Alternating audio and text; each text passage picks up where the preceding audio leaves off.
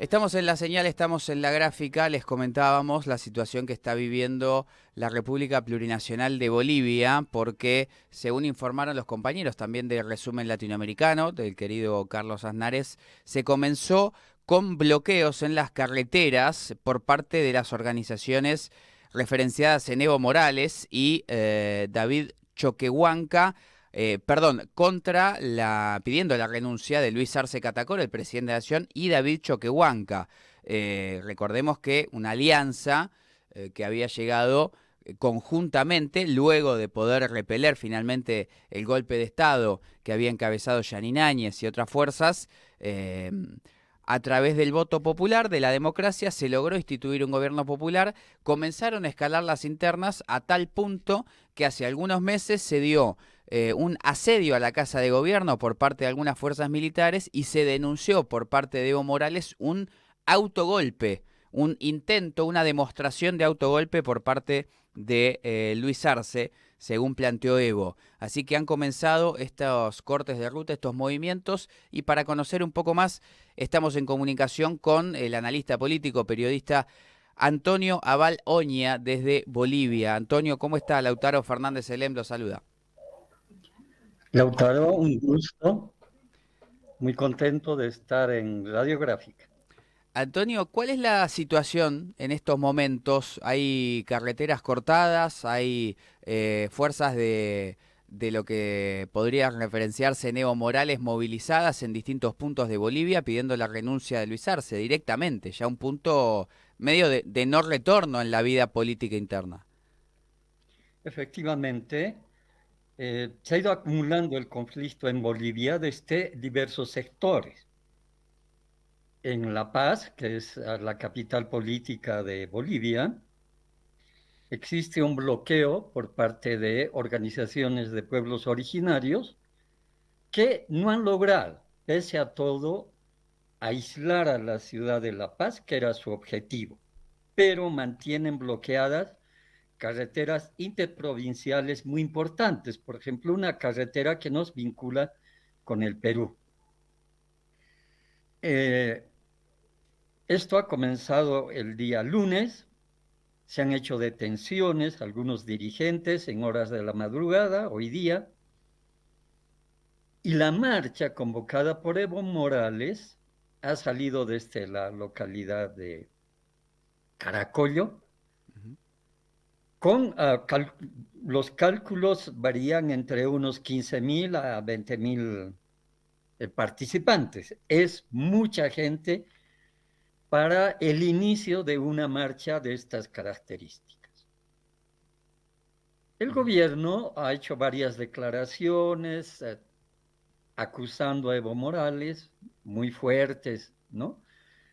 Pero ha quedado evidenciado que tanto la movilización de los campesinos en La Paz, que han pedido elecciones y la renuncia de presidente y vicepresidente, también ha sido insinuada por Evo Morales al comenzar la marcha esta mañana en Caracollo, Ujú. quien ha sostenido que si el presidente y el vicepresidente le fallan al país, está el tercer hombre en jerarquía, es decir, el presidente del Senado, Andrónico Rodríguez. Ahí tácitamente uno entiende Ujú. que hay un posicionamiento de pedido de renuncia. Claro.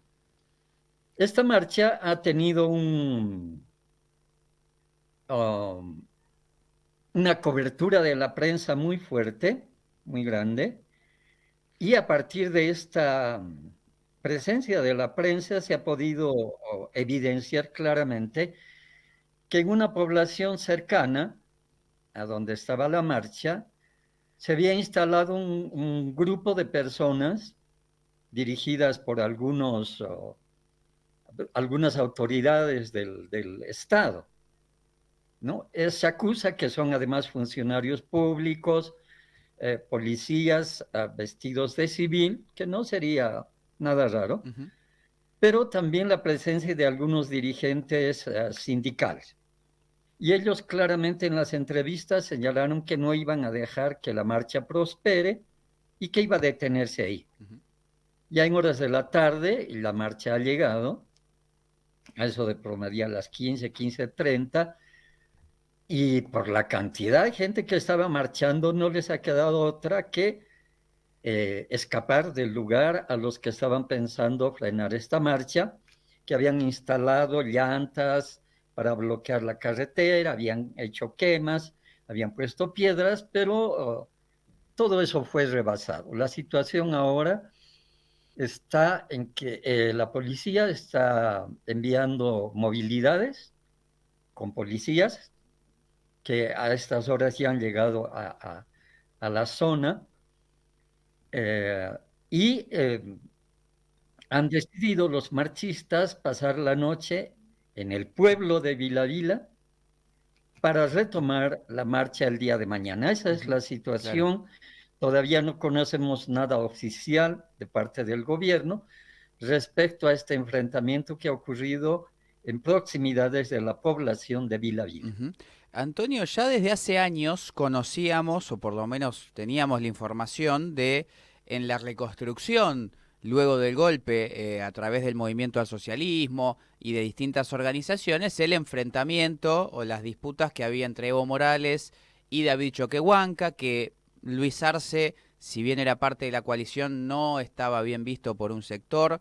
Ahora, ¿por qué ha escalado tanto? ¿Por qué se ha roto a un nivel, repito la palabra, irresoluble o un punto de no retorno, la relación interna entre Evo Morales, Luis Arce, Evo Morales y David Choquehuanca, a llegar a pedir la renuncia, conociendo además los antecedentes cercanos en Bolivia, que fueron ni más ni menos que un golpe de Estado, con muertos, con las Fuerzas Armadas en la calle, con la intervención de Estados Unidos? ¿Qué ha pasado que se llegó a este punto de quiebre? Todo comenzó con las declaraciones de un director, o creo que era viceministro de coordinación del actual gobierno, Uh -huh. un señor de apellido Bobarín, que empezó a cuestionar la legalidad y legitimidad de la dirección de Evo Morales dentro eh, del movimiento al socialismo, ¿no? Uh -huh. Eh, y este señor empezó a cuestionar duramente a Evo Morales, lo hizo en la prensa, lo hizo en todo lugar, señalando que el MAS necesitaba un movimiento de renovación y que ese movimiento de renovación estaba encarnado por el gobierno. Eh, a partir de eso, empezaron a ocurrir eventos sindicales, por ejemplo, pidiendo el cambio de ministros. La Confederación Sindical Única de Campesinos pidió cambio de ministros, le dio un tiempo perentorio al presidente Luis Arce, pero no pasó nada. Hubo un cambio de directivas y ahí comenzaron otro tipo de discursos contra Evo Morales, por supuesto, y Evo Morales a su vez hizo algunas declaraciones respecto a la corrupción que estaba comenzando a hacer el discurso muy central para interpelar al gobierno, y de ahí hubo un señalamiento de Evo Morales que no fue público, sino se dice que se hizo en una reunión entre Arce y Evo Morales, acusando a los hijos de Arce. Y el presidente hizo una declaración que salió a la luz señalando que Evo Morales no debería meterse con la familia. Ahí comenzaron en los hechos la separación, el distanciamiento entre Evo Morales y Luis Arce. Se hicieron algunos eventos donde concurrieron todavía los dos, tanto Evo Morales como el presidente, actos de concentraciones muy grandes en el trópico, en otros lugares, pero ya la división estaba señalada especialmente dentro del movimiento indígena originario campesino. Uh -huh. Se sucedieron congresos, un congreso que fue intervenido por fuerzas policiales, y de ahí salieron dos direcciones nacionales, una a favor de Evo Morales y la otra a favor de el gobierno. Esto se repitió en todo el país. La mayoría de los congresos nacionales y departamentales fueron intervenidos de esa forma y se hizo una división en el mundo sindical boliviano que repercutió luego al interior de la estructura del movimiento al socialismo. Y esta separación ha impedido que legalmente el movimiento al socialismo sea reconocido por el Tribunal Supremo Electoral. Ujú. Y ahí empezó otra batalla para señalar que Evo Morales no estaba habilitado y por su parte Evo Morales señalando que sí estaba habilitado para presentarse a cualquier acto electoral. Esos han sido, digamos, como los hitos Claro. de todo esto para que hoy ya claramente exista Ujú. una confrontación entre estos dos bloques que se están disputando el liderazgo no solamente de un movimiento político como es el MAS, Ujú. sino la disputa por la representación de lo que se considera un proceso interrumpido, quebrado, como es el proceso de consolidación del Estado plurinacional y la puesta en marcha de un modelo económico diferente al modelo Ujú. capitalista expresado en políticas de mercado. Claro. Esa es la Ujú. situación. Antonio, pero en las manifestaciones que bien mencionaba al comenzar la charla y distintas de las líneas que fue planteando Evo Morales en distintos discursos en estos meses, es, además de la situación interna, está llevando Luis Arce a una crisis económica a Bolivia. ¿Tiene sustento acerca de los datos económicos, la situación político-estratégica de Bolivia, como para decir, bueno, como para escudar en un discurso económico la discusión política interna del partido, o realmente, y quizás digamos lo podría decir alguien opositor, bueno, estamos en una crisis económica, el problema no es político, sino que estamos en un problema económico que afecta a la población. ¿Cómo se entiende la dualidad de la crítica económica al mismo tiempo que la disputa interna en el MAS? El tema económico es clarísimo. Hay dos maneras de evidenciar una crisis económica. Uno a partir de las estadísticas, números, crecimiento del PIB, índice de inflación. Esas cifras no las conocemos. Ajá. No hay datos oficiales, pero, por ejemplo, en una charla que tuvimos con economistas, una red de economistas en Bolivia, ellos decían que hemos superado la barrera del 3% de inflación mensual, Ujú. ¿no? Que es altísimo. Sí. Y la otra evidencia, la empírica, es la subida de precios en los mercados. Eso lo siente absolutamente toda la gente que concurre a comprar cosas. Y ahí los índices están variando entre unas alzas de un 20 a un 50%, pero en el caso, por ejemplo, de autopartes, repuestos para el mundo del transporte, están subiendo en proporciones más allá del 100%. ¿A qué se debe eso? La justificación de todos era que faltaban dólares en la economía boliviana, ¿no?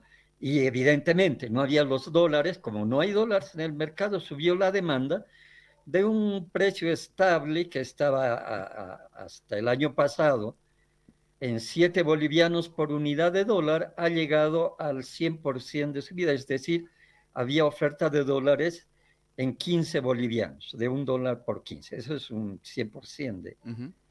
de subida de precio. Esos son los datos que la gente ve y siente en su bolsillo. Eso ha sido negado reiterativamente por el gobierno hasta que en un determinado momento tuvo que decir que sí, no hay dólares. y de eso yo diría que hace un mes aceptó recién esto, ¿no? Ujú. Cuando esta crisis de falta de dólares ya viene desde el mes más o menos de enero, febrero de este año. Y ahí justificó señalando que hemos tenido una baja de la venta del gas, lo cual es totalmente cierto, pero la respuesta de Evo Morales y sus técnicos fue que el gobierno no continuó con la política del litio, que iba a ser el colchón para reemplazar este déficit de ingreso del gas, porque ya se había visto eso durante la gestión de Evo Morales. Esa es la pelea, por Ujú. un lado, en términos económicos, ¿no? De modelo sí, modelo no, apertura a la economía de mercado, facilidades para la agroindustria boliviana, por ejemplo, para que exporte libremente, sin ningún tipo de arancel, medidas que han destruido los cimientos de lo que se llamó el modelo económico, productivo, o solidario y Ujú. comunitario, ¿no? Bien. Estamos charlando con Antonio Abaloña, periodista y analista político desde Cochabamba. Antonio, ¿digo bien? Sí, Sí. estoy en Cochabamba. ¿Cómo ve el futuro inmediato de esta situación? Si hay correlación de fuerzas como para que efectivamente Evo y las organizaciones que lo respaldan logren, no sé si la renuncia, pero una intervención fuerte en el gobierno de Luis Arce, y pensando y viendo un poquito más allá, si no puede ser peligroso, es decir, si el MAS está en condiciones de contener la interna y no genere una ruptura donde vengan, bueno, los grupos oligárquicos, Estados Unidos, que siempre está al acecho y aproveche esta situación. Es decir, es una interna que se puede llegar a contener, o bueno, en Argentina nos pasó, la interna fue tan virulenta que terminó en una derrota electoral, por ejemplo. En el análisis frío de la política boliviana es una constante que cuando las fuerzas populares, los partidos de izquierda entran en contradicción, quien sale ganando siempre ha sido la derecha política y económica. Uh -huh. Eso ha ocurrido siempre, ¿no? La primera experiencia de un gobierno de izquierda en Bolivia, como fue la UDP, tuvo ese tipo de final. Claro. O sea, se acortó el mandato de ese gobierno de la Unidad Popular por problemas internos, por división interna de este bloque de fuerzas de izquierda, y terminamos en las elecciones donde ganó el representante del neoliberalismo más feroz que hemos tenido en Bolivia y cuyo proceso duró 20 años. Ahora, no reconocer, no hacer una lectura de esos momentos políticos que son parte de la historia boliviana es un error. Un error tanto de los estrategas del gobierno que insisten en que el MAS como proyecto popular de izquierda sigue siendo el norte del Uh gobierno, -huh. y también de los estrategas de Evo Morales. Porque la derecha, de manera muy tranquila, sin mayor problema, está preparando, ya hay en muchos lugares las expresiones de lo que seguramente va a ser, si llegamos a un evento electoral, la representación y el intento de copiar un Milei boliviano. Uh -huh. Ya hay grupos libertarios en varios departamentos de Bolivia que están en una intensa actividad proselitista, especialmente a partir del análisis económico, como lo hacía Milei.